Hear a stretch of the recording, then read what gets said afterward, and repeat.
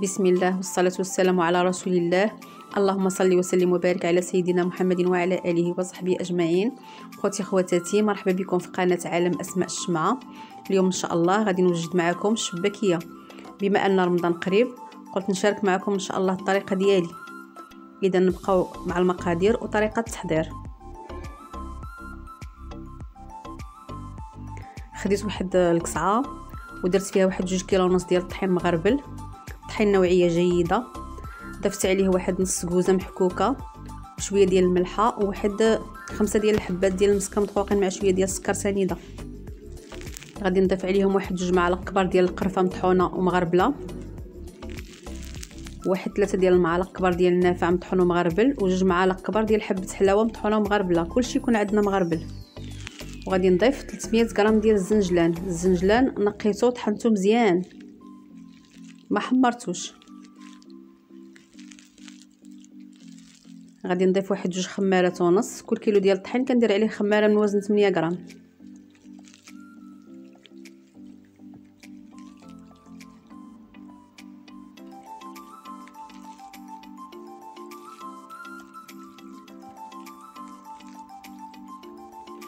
غادي نخلط هاد النواشف مزيان.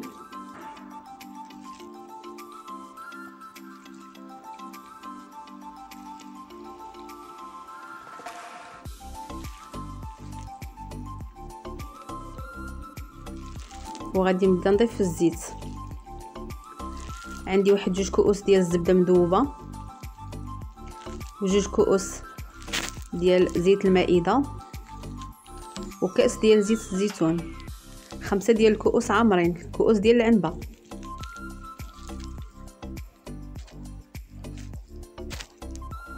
غادي نخلط مزيان هاد الزيت مع الطحين.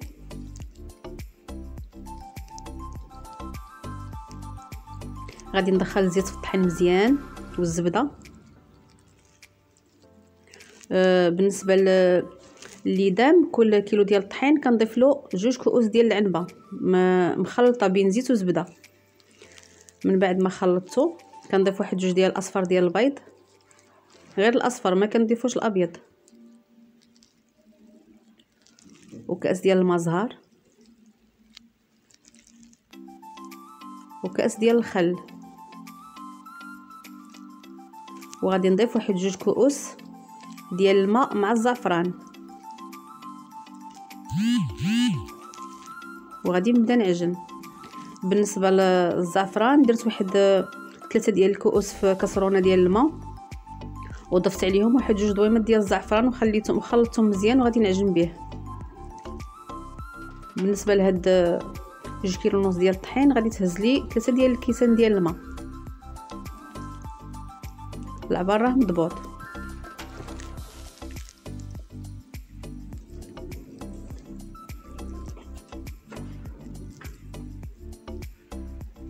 دائما العبار بكاس العنبه.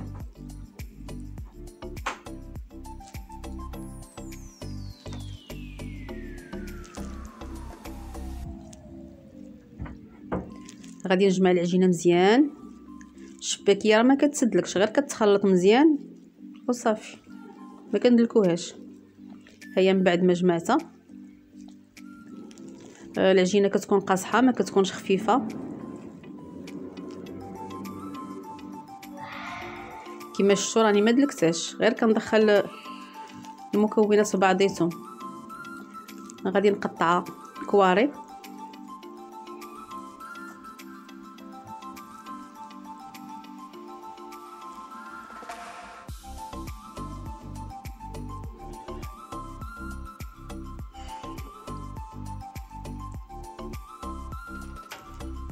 وغادي نبدا نطلق هاد الكرات اللي قطعتهم، غادي نطلقهم كاملين وغادي نديرهم على شكل مسمن.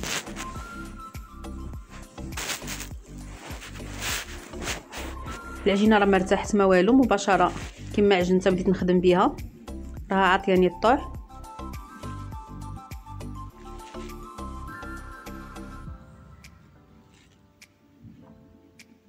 كناخذ واحد بلاستيك والعجينه اللي سرحتها كنديرها في بلاستيكه.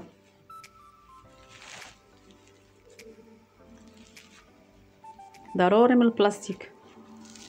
غادي نعاود معكم وحده اخرى. كنشد كركوبه ديال العجينه وكنطلقها مزيان، كنحاول نرققها.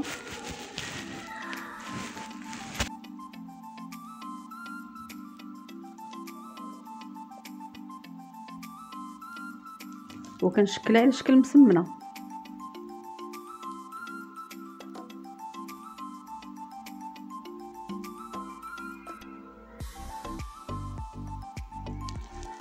ونديرها في بلاستيكه.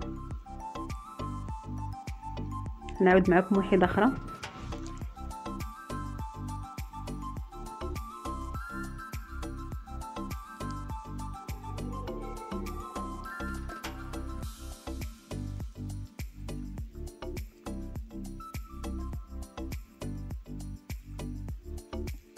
غادي نستمر حتى نكمل العجينه اللي عندي. وملي غادي نبدا نخدم بداك الاولى اللي بديت بها، كتكون ارتاحت. كناخذ العجينه وكنطلقها مزيان.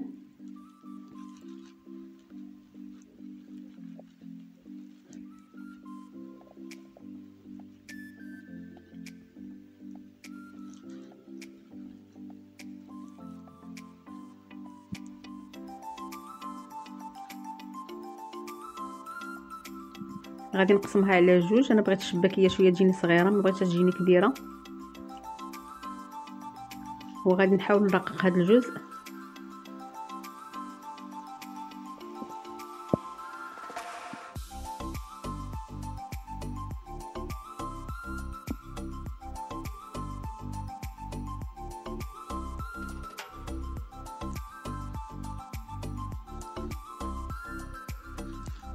غادي ندوزها في الماكينه.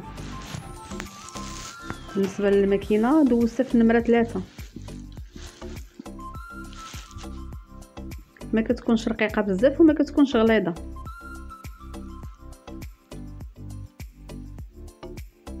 كنقدلها الجوانب بالجراره باش تجينا الشباكيه مزوقه.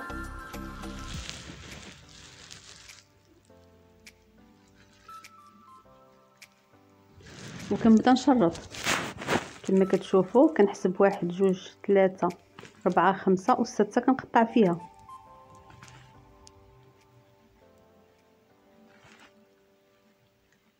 واحد جوج 3 4 5 و6 كنقطع فيها. هكا كنستمر كنضرب بالجراره 5 شريطات و6 كنقطع فيها. كيجوني 3 ديال الاشرطه من هاد الجهه و3 من هاد الجهه. عفوا. غادي نبدا نشبك كما كتشوفوا. كنهز وحده ونحط وحده ونحط الاخرى عليها ونحط الاخرى ونهز الاخرى، وكنلاقي داك الرويصات وكنقرصها من الجناب.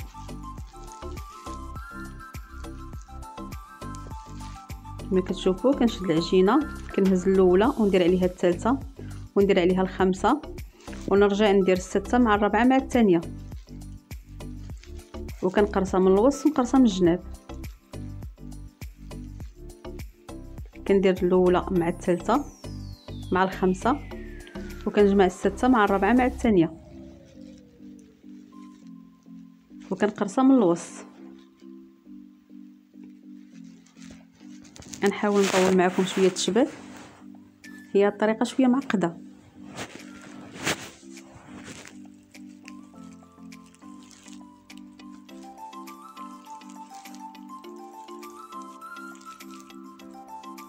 كما كتشوفوا كنشد الاولى مع الثالثه مع الخامسه وكنرجع نشد السته مع الرابعه مع الثانيه وكنقلب على عندي وكنقرص داك الرويصات ونقرص الجناب.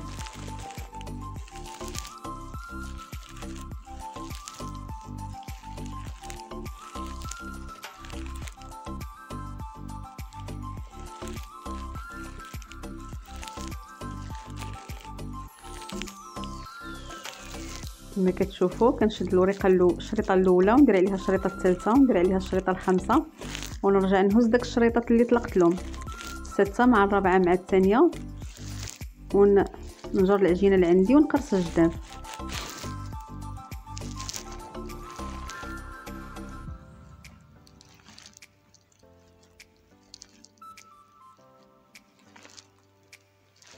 غنعاود معكم واحد الطريقه واحده اخرى.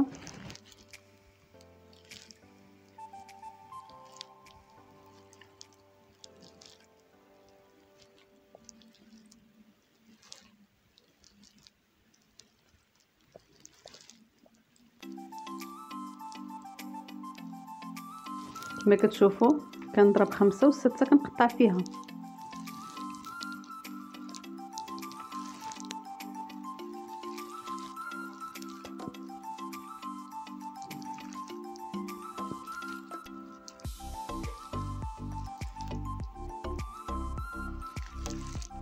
كنتمنى يكون باين لكم مزيان.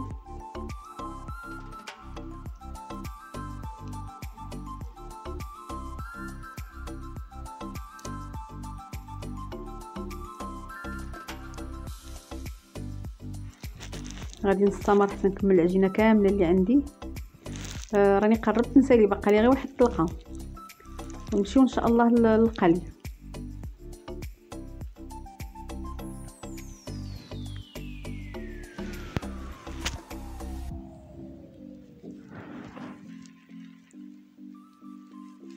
هاد الشباكيه واخا نبيتوها ولا درناها في الصباح نقليوها حتى العشيه، حيت ما فيهاش الخميره المعجونه، فيها غير الخميره ديال الحلوى، ما كيوقع لا والو. فغاش ما قليناها كتجي رائعه.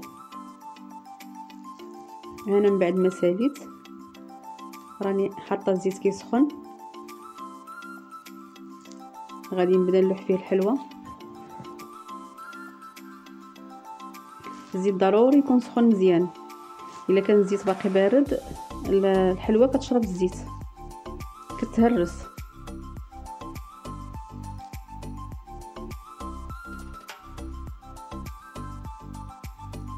بالنسبه للعسل وجدته البارح، طيبت واحد 2 باكيات ديال سكر سنيده 4 كيلو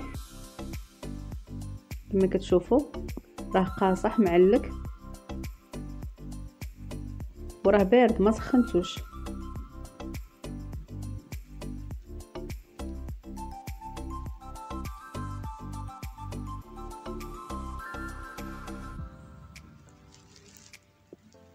هي الشباكيه من بعد ما بدات كتحمر، ما كنحمروهاش بزاف حيت كتزيد تحمر في العسل، كتزيد تلون.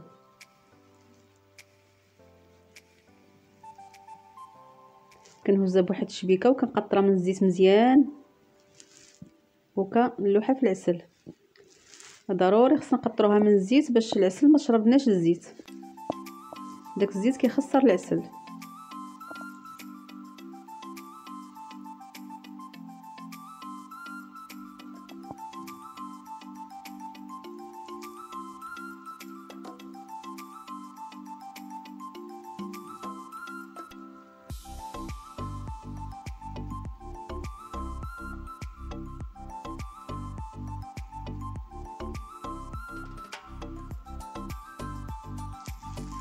كما كتشوفوا مباشره ملي خديت المقله غادي نرجع نعمرها. في الاول كتكون عندي العافيه مرتفعه، ملي كتشد الشباكيه راسها كنقص العافيه باش الشباكيه ما تشربش الزيت. الا برد لك الزيت على الشباكيه كتجي مزيته.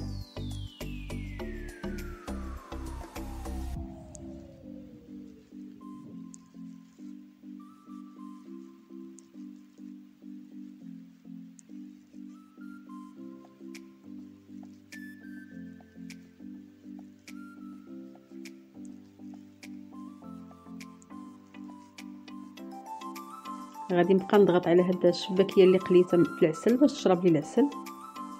كما كتشوفوا على هاد الشكل راه ما كتهرس ما والو.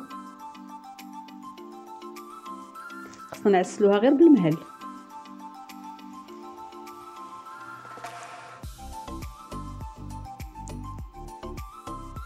والعسل ضروري يكون العسل ثقيل. الا كان العسل خفيف منين كتعسلي الشباكيه وتستفيها في السطل ولا في البواطه، داك العسل كتهبط بحال لتحت، كتبقى لك غير الشباكيه ناشفه. الا كان العسل ثقيل راه كيبقى شاد في الشباكيه حتى لشهر.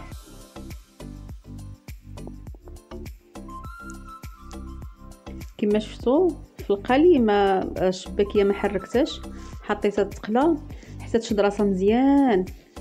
عاد نقلبها. انا حاولت ننتقل لكم هاد اللقطه ديال القلي. الشباكيه من نحطوها في الزيت حتى تشد راسها مزيان، عاد نبقاو نقلبوها.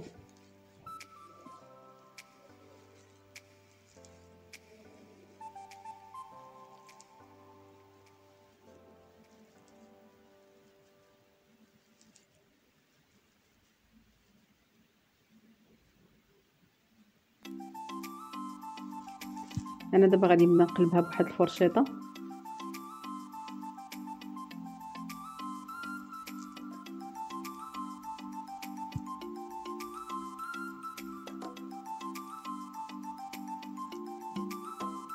غادي نقلبها دابا مره واحده وغادي نخليها حتى تبدا تحمر وغادي نهزها. بالنسبه للشباكيه اللي في العسل، مي غادي تقرب تحمر لي القليه الثانيه غادي نهز هاد القليه باش ما نديرهاش على بعضيتها وتهرس، حيت ما عنديش العسل بزاف.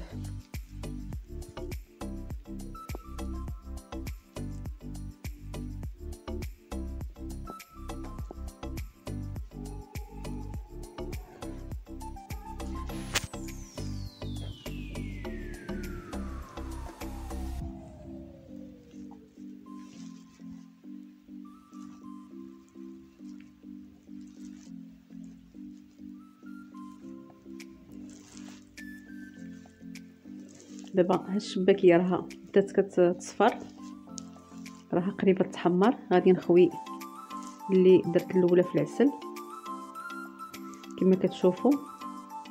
كنهز بواحد الشبيكه، كنهز غير بالحبه ونحط في الكسكاس.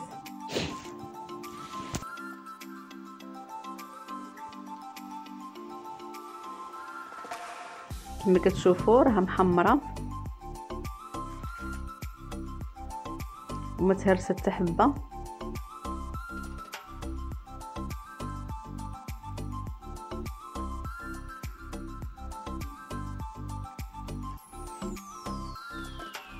عندي واحد الكميه ديال الزنجلان نقيته حمرته وغادي نرش لها في الوجه ديالها، وغادي نستمر حتى نكمل هاد الكميه اللي عندي ونرجع معكم. هي الشباكيه من بعد ما ساليتها كنستفها في هاد السطل كما كتشوفوا. راه عطاتني 7 كيلو ونص. كتجي معلكه، كتجي محمره، كتجي رائعه. بالنسبه للتستف انا كنستفها مقلوبه كما كتشوفوا. الوجه اللي فيه الزنجلان كنديرو من الاسفل حيت العسل دائما كتهبط لنا لتحت. ملي كنهزوا الحلوى كنلقاو البريون من التحت ماشي من الفوق. داك المعاد العسل كتبقى لتحت، كتهبط لتحت. كنتمنى يعجبكم الفيديو. كنقول لكم شكرا على المشاهده، شكرا على الكومنتات الزوينين اللي كتكتبوا. غنقسم معكم شي وحيده ان شاء الله. شوفوا كيفاش كتجي معلكه وكتجي طالقه الخيط.